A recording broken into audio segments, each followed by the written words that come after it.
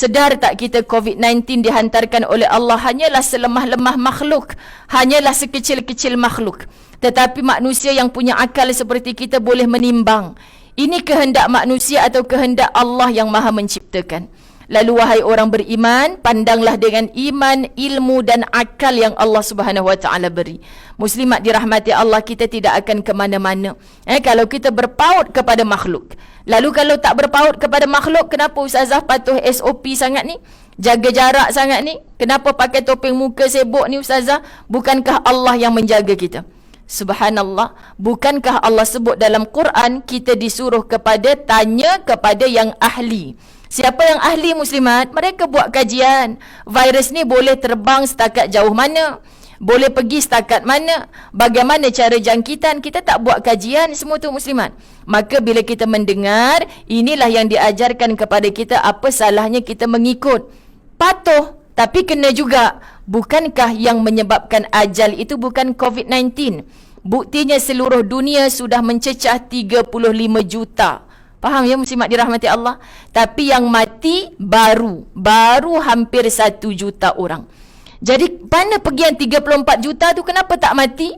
Muslimat, adakah yang 1 juta tu sebab Allah sudah tulis di Lauh Mahfuz matinya kerana COVID-19? Tak. Nombor 1 kerana Allah kata ajalnya tiba pada tarikh itu, pada saat itu. Lalu COVID-19 hanya menjadi asbab.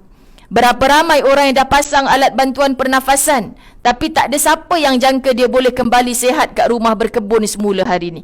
Kerana Allah kata belum ajal. Jadi jangan takut kepada makhluk, takutlah kepada Al-Khaliq. Ini yang saya tekan dalam hubungan rapat dengan Allah, taat Allah dan Rasul. Muslimat dirahmati Allah, hisab, hitung. Kerana semua kita ni berdoa, kata Nabi SAW, lazimi lisan kita ni dengan satu doa. Allahumma hasibni hisaban yasira.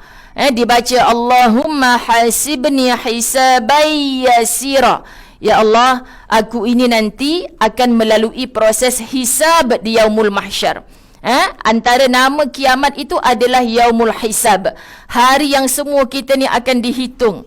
Muslimat dirahmati Allah, doa ini dalam tafsir Al-Azhar minta kita amalkan sesuai dengan saranan Nabi SAW bercakap dengan Aisyah. Aisyah, celaka orang kalau waktu hisab dia itu, muslimat, Allah tak permudahkan. Apa maksud Allah permudahkan? Macam kat dunia ni kita dapat satu kabel. Kak, macam mana boleh dapat panggilan haji ni? Akak bukan baru sekali ke buat rayuan? Alhamdulillah Ustazah, akak kenal seorang ni, memang kota bawah dia ada 20 orang, elok tinggal satu kota aja, Alhamdulillah.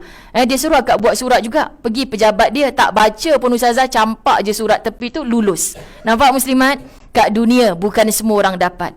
Tapi dengan Allahumma hasibni hisaban yasira, merasalah supaya kita menjadi VVIP di akhirat. Kerana apa muslimat? Bila Allah hantarkan kabel yang paling indah buat kita, maksud Ustazah Zai adalah apa? Dia tak tengok sangat pun, Allah tak baca sangat pun apa yang kita buat. Harapan kita masuk ke syurga tanpa hisab.